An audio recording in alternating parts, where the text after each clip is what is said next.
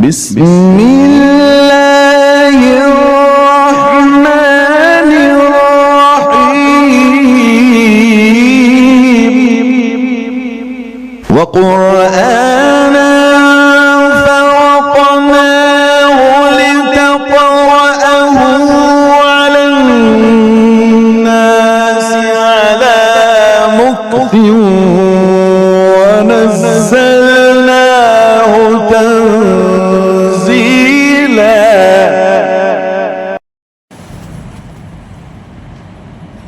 بسم الله الرحمن الرحيم. الحمد لله نحمده ونستعينه ونستغفره ونؤمن به ونتوكل عليه ونعوذ بالله من شرور انفسنا ومن سيئات اعمالنا من يهده الله فلا مضل له ومن يضلل فلا هادي له ونشهد ان لا اله الا الله وحده لا شريك له ونشهد أن سيدنا ومولانا محمدا عبده ورسوله صلى الله تعالى عليه وعلى آله وأصحابه وأتباعه وأزواجه وذرياته وأهل بيته أجمعين وبارك وسلم تسليما كثيرا كثيرا. أما بعد فقد قال تعالى والفجر وليال عشر والشفع والوتر والليل إذا يسر هل في ذلك قسم لذي حجر صدق اللہ العظیم. محترم حضرات، عزیز نوجوانوں، بزرگوں اور دوستوں، اللہ تبارک و تعالیٰ نے ہمارے اور آپ کے آقا امام الاولین والآخرین سید الانبیاء والمرسلین حضرت محمد الرسول اللہ صلی اللہ علیہ وسلم کے صدقے اور طفیل میں آپ کی برکت اور نسبت سے اس امت محمدیہ کو بہت سی خصوصیات اور امتیازات سے نوازا، اور ان خصوصیتوں میں سے ایک خصوصیت تو رمضان المبارک کا مہینہ تھا کہ جس کو یہ رمضان کا مہینہ مل گیا اور اس میں اعمال کی توفیق نصیب ہو گئی، لیلۃ القدر کی توفیق نصیب ہو گئی، تو 1000 مہینوں سے افضل رات مل گئی، تو اتنے 1000 مہینوں کا ثواب ایک ہی رات میں مل گیا.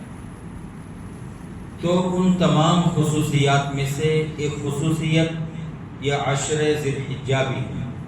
یہ ذی الحجہ کے شروع کے 10 دن بے حد فضیلت والے، اہمیت والے، تقدس والے اور برکت والے.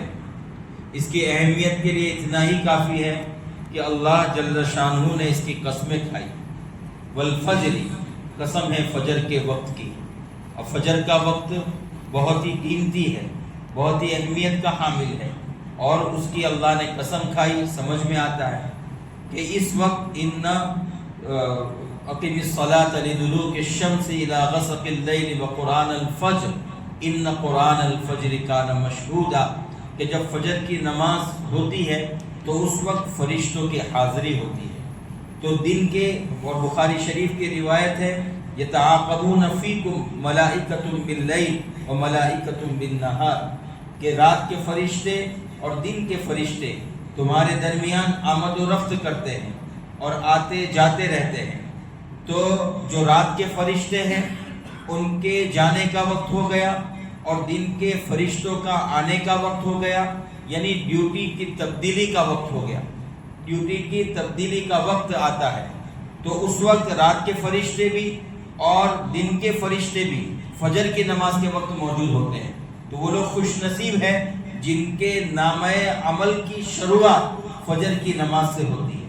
تو اللہ نے فجر کے وقت کی قسم کھائی، تو یہ وقت بہت ہی سہانا ہے، بہت ہی مبارک ہے اور بہت ہی اہمیت کا حامل ہے. اس کے بعد قسم کھائی گئی ولیال عشر، اور 10 راتوں کی قسم، 10 دنوں کی قسم، والشفع والوتر، اس میں سے تاک کی قسم اور جفت کی قسم، یعنی جس کو ہم کہتے ہیں ایک کی سنکھیا اور بے کی سنکھیا. تو ایک کی سنکھیا میں عرفہ کا دن ہے اور بے کی سنکھیا میں 10ویں تاریخ کو عید کا دن ہے. تو یہ 10 دن اللہ جل شانہ کے نزدیک، اور مفسرین کی ایک بڑی تعداد، جمہور مفسرین جس میں سلف اور خلف، متقدمین اور متاخرین، اور بڑی تعداد مفسرین کی یہی کہتی ہے کہ ان 10 دنوں سے مراد ذی الحجہ کے شروع کے 10 دن. تو اللہ نے ان 10 دنوں کی قسم کھائی. اب یہ کتنی اہمیت کے حامل ہے اور اس کی کیسی فضیلت ہے اور اس کا اللہ کے نزدیک کیا مقام و مرتبہ ہے، اللہ کے نبی صلی اللہ علیہ وسلم نے اس کو بھی بیان فرمایا. چنانچہ بخاری شریف کی حدیث ہے، اللہ کے نبی صلی اللہ علیہ وسلم نے ارشاد فرمایا، ما من ایام العمل الصالح فیہن احب الی اللہ تبارک و تعالی من هذه الایام، کہ اللہ تبارک و تعالی کے نزدیک کوئی دن ایسے نہیں ہیں کہ جن میں نیک عمل کا کرنا اللہ کو زیادہ محبوب اور پسندیدہ ہو جتنا کہ اللہ کو ان دنوں کے اعمال پسند ہیں. یعنی سال کے بقیہ دنوں کے اعمال اور ذی الحجہ کے 10 دن کے اعمال، ان دونوں اعمال کا کمپیئر اور موازنہ اور مقابلہ کیا جائے تو سال کے بقیہ دنوں کے اعمال کے مقابلے میں اللہ جل شانہ کو ذی الحجہ کے شروع کے 10 دن کے اعمال محبوب اور پسندیدہ ہے. تو ما من ایام، نہیں ہے کوئی دن ایسے، العمل الصالح فیہن، جن میں نیک عمل کا کرنا احب الی اللہ تعالی، اللہ کو زیادہ محبوب اور پسندیدہ ہو، من هذه الایام یعنی العشر ذی الحجہ، یعنی ذی الحجہ کے 10 دن سے زیادہ فضیلت اور اہمیت رکھتے ہو. تو یہ 10 دن اللہ جل شانہ کے نزدیک بہت ہی محبوب اور بہت ہی پسندیدہ ہے. تو کسی صحابی نے اللہ کے نبی صلی اللہ علیہ وسلم سے سوال کیا، وَلَا الْجِهَادُ فِي سَبِيلِ اللَّهِ، اللہ کے نبی صلی اللہ علیہ وسلم نے جب یہ بات فرمائی کہ سال کے بقیہ دنوں کے اعمال سے ان دنوں کے اعمال فضیلت، اہمیت اور پسندیدگی اور محبوبیت رکھتے ہیں، تو پوچھنے والے نے پوچھا کہ اگر سال کے بقیہ دنوں میں اللہ کے رستے میں جہاد کیا جائے تو کیا وہ جہاد ان دنوں کے اعمال سے زیادہ محبوب اور پسندیدہ نہ ہو جائے گا؟ آپ نے فرمایا وَلَا الْجِهَادُ فِي سَبِيلِ اللَّهِ، کہ جی نہیں، جہاد فی سبیل اللہ سے بھی بڑھ کر ہے. یعنی ان دنوں کے اعمال بقیہ دنوں میں اگر جہاد کیا جائے تو اس جہاد سے بھی افضل ہے. کیا ان دنوں کے اعمال کی اہمیت کیسی زبردست ہوگی. پھر فرمایا الا رجل، ہاں مگر کوئی شخص اللہ کے راستے میں نکلا، خرج بنفسہ و مالہ فی سبیل اللہ، ہاں مگر کوئی شخص اللہ کے راستے میں اپنے جان اور مال کو لے کر نکلا، فلم یرجع من ذلک بشیء، اور پھر وہ اس میں سے کچھ بھی لے کر واپس نہ لوٹا، مطلب وہ اللہ کے راستے میں شہادت پا جائے، تو وہ شہادت کا عمل ان دنوں کے اعمال سے افضل ہو سکتا ہے. شہادت کا عمل ان دنوں کے اعمال سے افضل ہو سکتا ہے، ورنہ سال کے بقیہ دنوں کے اعمال ان دنوں کے اعمال سے افضل نہیں ہو سکتے. اب ایک سوال آپ کے اور ہمارے دماغ میں آیا ہوگا کہ سال کے بقیہ دنوں میں تو رمضان کا مہینہ بھی آتا ہے، ٹھیک ہے نا، تو کیا رمضان کے دنوں سے بھی افضل ہے؟ کیا یہ ان دنوں کے اعمال رمضان کے اعمال سے بھی افضل ہے اور ان کی اہمیت، محبوبیت، مقبولیت، پسندیدگی اور عظمت اللہ کے نزدیک اس سے بھی بڑھ کر ہے، رمضان کے دنوں سے بھی بڑھ کر ہے؟ تو عجیب و غریب محدثین میں بحث چھڑی اس کی. چنانچہ علامہ ابن تیمیہ رحمہ اللہ، جن کو ہم شیخ الاسلام کہتے ہیں، شیخ الاسلام علامہ ابن تیمیہ رحمہ اللہ نے اس کا فیصلہ علماء کے اقوال کو سامنے رکھ کر فیصلہ کیا کہ بہت زبردست فیصلہ کیا. انہوں نے کہا کہ دیکھو، رمضان کے مہینے میں بھی 3 عشرے ہوتے ہیں. پہلا عشرہ رحمت کا ہے، دوسرا عشرہ مغفرت کا ہے، تیسرا عشرہ العتق من النیران یعنی جہنم سے خلاصی کا ہے، آگ سے چھٹکارے کا مہینہ ہے.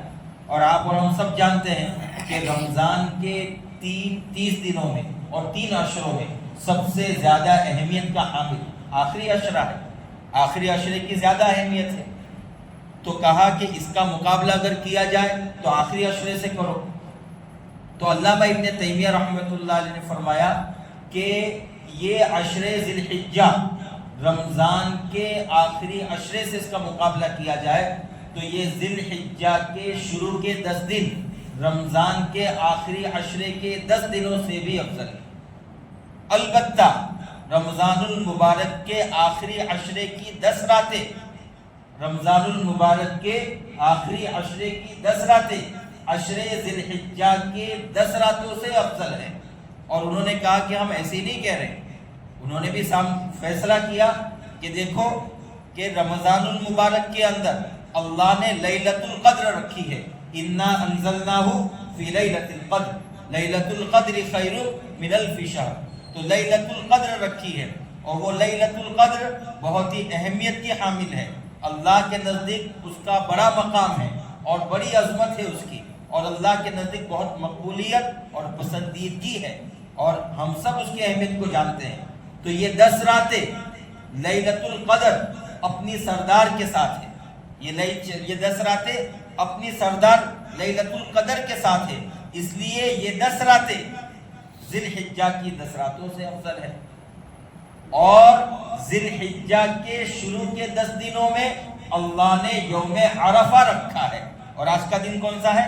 عرفہ کا دن، 9ویں ذی الحجہ کو یوم عرفہ کہتے ہیں۔ اور بھائیوں میں بہت درد کے ساتھ، اب ہمارے منور میں تو ماشاءاللہ اچھا ہی ماحول ہوگا، ہم تو یہی امید رکھتے ہیں، لیکن جہاں شہروں میں ہوتا ہے تو بڑا عجیب ماحول ہے، مکتب میں بچوں کو برابر بھیجتے بھی نہیں ہیں، انگلش اسکول ہے، ٹیوشن ہے، فلانا ہے، 10-15 منٹ میں قرآن پڑھا لو، یعنی صرف قرآن ہی۔ اور ان بچوں سے کبھی ہم سوال کرتے کہ بیٹا یہ بتاؤ کہ رمضان کون سے مہینے میں آتا ہے، تو بچے اپنے حساب سے کہتے ہیں اپریل کے مہینے میں، کوئی کہتا ہے فروری کے مہینے میں۔ عید کب آتی ہے تو ایسے ہی بولتے ہیں، بھائی پہلی شوال کو عید الفطر ہوتی ہے، اور 10ویں ذی الحجہ کو عید الاضحیٰ ہوتی ہے۔ اسلامی مہینوں کے نام نہیں پتہ ہمارے بچوں کو، اور یوم عرفہ کب ہوتا ہے یہ نہیں پتہ، تو 9ویں ذی الحجہ کو یوم عرفہ ہے۔ اور حاجیوں کے حساب سے، ان کے حساب سے جو ان کا دن ہوتا ہے وہ ہوگا، ہمارے لیے عید سے اگلا جو دن ہے وہی ہمارے لیے یوم عرفہ۔ تو آج جو ہے یوم عرفہ ہے، تو یوم عرفہ اللہ کے نزدیک بہت محبوب ہے، تو تمام دنوں کا سردار یوم عرفہ ہے، اور یہ 10 دن عرفہ کے دنوں کے ساتھ ہے، یوم عرفہ کے ساتھ ہے، اپنے سردار کے ساتھ ہے، اس لیے یہ 10 دن رمضان کے 10 دنوں سے افضل ہے۔ یہ کس نے فیصلے کی؟ علماء فیصلہ کرتے ہیں، اور افسوس کے ساتھ کہنا پڑتا ہے کہ ہمیں اس کی اہمیت معلوم ہے، ہمیں پتہ ہی نہیں کہ یہ 10 دن کتنی فضیلت والے، کتنی اہمیت والے، یہ بخاری کی حدیث، مسلم کی حدیث، اور ان 10 دنوں کے اندر جتنا ممکن ہو ہمیں اللہ کی عظمت، اسی لیے اللہ کے نبی اور ایک روایت میں ہے کہ اللہ تعالیٰ کے نزدیک یہ دن بہت محبوب ہے، بہت پسندیدہ ہے، تو فرمایا کہ فَأَكْثِرُوا فِيهِنَّ مِنَ التَّهْلِيلِ وَالتَّحْمِيدِ وَالتَّكْبِيرِ، تو اس کے اندر زیادہ سے لا الہ الا اللہ کہو، الحمدللہ کہو، اللہ اکبر کہو، یعنی ہم جو کہتے ہیں اللہ اکبر، لا الہ الا اللہ واللہ اکبر وللہ الحمد، ایسا نہیں ہے کہ یہ صرف 9ویں ذی الحجہ کی صبح سے 13ویں ذی الحجہ تک ہی پڑھنا، ایسا نہیں ہے، یہ تو فرض ہے، یہ تو واجب ہے، یہ تو ضروری ہے۔ اس کے علاوہ چلتے پھرتے بازاروں میں، گھروں میں، اور اپنے دکانوں پر جہاں ہم جائیں، چلے پھرے، اللہ کی تکبیر کو زیادہ سے زیادہ پڑھے۔ حضرت ابو ہریرہ رضی اللہ تعالیٰ عنہ، حضرت عبداللہ ابن عمر رضی اللہ تعالیٰ عنہما، ان دونوں کا عمل بخاری شریف میں لکھا گیا ہے کہ یہ دونوں ان دنوں میں بازار میں نکل پڑتے تھے اور زور زور سے پڑھتے تھے اللہ اکبر لا الہ الا اللہ واللہ اکبر وللہ الحمد۔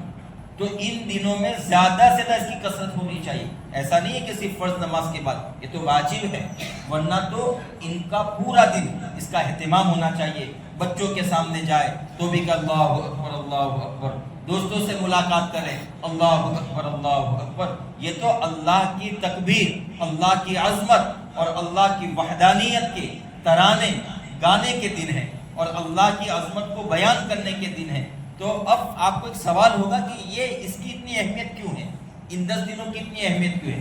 تو میں آپ کو پلٹ کر سکتا ہوں، کیونکہ ہمیں عادت صرف رمضان کی لگی ہے، اس سے جلدی ہضم نہیں ہوتی بات ہمارے بھائیوں کو۔ تو میں آپ سے پلٹ کر سوال کرتا ہوں کہ بھائیوں، رمضان کی اہمیت کیوں ہے؟ رمضان کی اہمیت کیوں ہے؟ رمضان کی اہمیت اس لیے ہے کہ اس کے اندر دین کے 5 ارکانوں میں سے ایک رکن روزہ ہے، صحیح ہے نا؟ تو ان 10 دنوں کے اندر اللہ نے کیا رکھا ہے؟ حج رکھا ہے۔ ذی الحجہ میں اللہ نے حج رکھا ہے کہ نہیں؟ تو ذی الحجہ میں اللہ نے حج رکھا ہے، تو حج یہ بھی تو دین کے ارکان میں سے ایک اہم ترین رکن ہے۔ تو لہذا اگر رمضان کو روزے کی وجہ سے فضیلت حاصل ہے تو ذی الحجہ کو حج کی وجہ سے فضیلت حاصل ہے۔ اور دوسری بات میں آپ کو پوچھوں کہ رمضان کے اندر اللہ نے وہ رات رکھی ہے جس کے اندر اللہ جل شانہ نے جو ہے اس کی ابتدا فرمائی، ہمارے دین کی ابتدا ہوئی، ہمارے دین کی ابتدا وحی سے ہوئی، قرآن سے ہوئی۔ تو ہماری پہلی آیت کیا ہے؟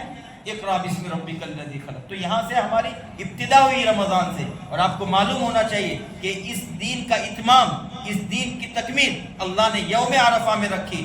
اللہ کے نبی صلی اللہ علیہ وسلم نے ذو الحجہ کی 10ویں تاریخ کو، یعنی جو آپ کا آخری حج میں بلکہ 9ویں تاریخ کو یوم عرفہ کے دن آپ صلی اللہ علیہ وسلم نے جو ہے آخری جو آپ کا حج تھا جس کو حجۃ الوداع کہتے ہیں، اس وقت آپ صلی اللہ علیہ وسلم نے فرمایا کہ الیوم اکملت لکم دینکم واتممت علیکم نعمتی ورضیت لکم الاسلام دینا، کہ اے اللہ کے بندو، اللہ نے آیت نازل فرمائی ہے اور اللہ کا حکم ہے الیوم اکملت لکم دینکم، آج کے دن میں نے تمہارے لیے تمہارا دین مکمل کر دیا۔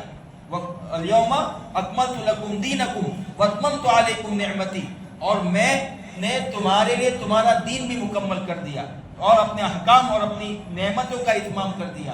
ورضیت لکم الاسلام دینا، اور میں تمہارے لیے صرف دین اسلام کو پسند کرتا ہوں۔ آپ کو معلوم ہونا چاہیے کہ اس کی اہمیت کیا ہے۔ جو دین اللہ نے آدم علیہ السلام سے شروع کیا تھا، صرف شریعت کا اتمام نہیں ہوا، ہمارا دین مکمل ہوا کہ اب اللہ کے نبی کے بعد کوئی نبی بھی آنے والا نہیں، اور یہ دین اب مکمل شکل میں آ چکا۔ تو اب آپ بھائیوں یہ بتاؤ کہ ان دنوں کو کتنی اہمیت حاصل ہے اور ہمارا کیا حال ہے؟ اب بتاؤ کہ چلو اب قربانی کا دن، یوم عرفہ کے بارے میں کہ اس دن کا روزہ اگر کسی کو نصیب، جیسے اللہ نے لیلۃ القدر میں اللہ نے بہت فضیلت رکھی ہے، مغفرت کا، بخشش کا بے حساب فیصلہ ہوتا ہے، اور اس دن فرشتوں کا نزول ہوتا ہے، اور شیطان تو قیدی ہوتے ہیں ان راتوں میں، لیکن ان دن اس یوم عرفہ میں شیطان بہت پریشان ہوتا ہے، اور اس دن بھی اللہ کے فرشتوں کا نزول ہوتا ہے، اور اس دن کی بڑی اہمیت ہے، اور سب سے زیادہ اللہ کی مغفرت اور بخشش کا فیصلہ سال کے اتنے دنوں میں اسی دن ہوتا ہے۔ تو یہ لیلۃ القدر تو تلاش کرنی پڑتی ہے، اس کو تو تلاش کرنے کی بھی ضرورت نہیں ہے، اللہ نے یوم عرفہ رکھا ہے۔ تو یوم عرفہ کا مسئلہ یہ کہ ایک دن کا روزہ رکھو، پچھلے سال کا گناہ معاف، اگلے سال کا گناہ معاف، 2 سال کے گناہ معاف، ایک دن کی یہ فضیلت۔ اللہ تعالیٰ ہمیں اس کی قدر کرنے کی توفیق عطا فرمائے۔ اور اس کے بعد اللہ نے کیا رکھا ہے؟ قربانی کا دن رکھا۔ قربانی اللہ کو کتنی مقبول اور کتنی پسندیدہ ہے۔ اللہ کے نبی صلی اللہ علیہ وسلم کی اور ایک حدیث سناؤ، اللہ کے نبی صلی اللہ علیہ وسلم فرماتے ہیں کہ ما عمل ابن آدم، یا روایت میں ذرا بھول رہا ہوں کہ بنی آدم کے کوئی اعمال ایسے نہیں ہیں یوم النحر کے، یعنی عید کے دن کے کوئی عمل ایسا نہیں ہے جو اللہ کو زیادہ پسندیدہ ہو من احراق الدم، خون بہانے سے زیادہ، یعنی اس دن جتنی زیادہ ہو سکے قربانیاں کرو، خوب قربانیاں کرو۔ اگر آدمی 60,000 میں ایک بکرا لا کے ذبح کرتا ہے اور بہت زبردست شان دکھاتا ہے، اس سے بہتر ہے کہ وہ جو ہے 30,000 کے 2 بکرے لا کر ذبح کر دے۔ جتنے زیادہ جانور آپ اللہ کے راستے میں ذبح کر سکتے ہو، ذبح کر کے دکھاؤ، یہ اللہ کو زیادہ پسندیدہ ہے۔ تو یہ اللہ کے نبی صلی اللہ علیہ وسلم نے حجۃ الوداع کے ساتھ، حجۃ الوداع کے جس سال آپ نے آخری حج کیا تو آپ صلی اللہ علیہ وسلم نے 100 اونٹ نہر کے لیے رکھے۔ کتنے اونٹ؟ 100 اونٹ۔ اور اس میں سے آپ صلی اللہ علیہ وسلم نے 63 اونٹ کو آپ صلی اللہ علیہ وسلم نے اپنے ہاتھ سے نہر کیا۔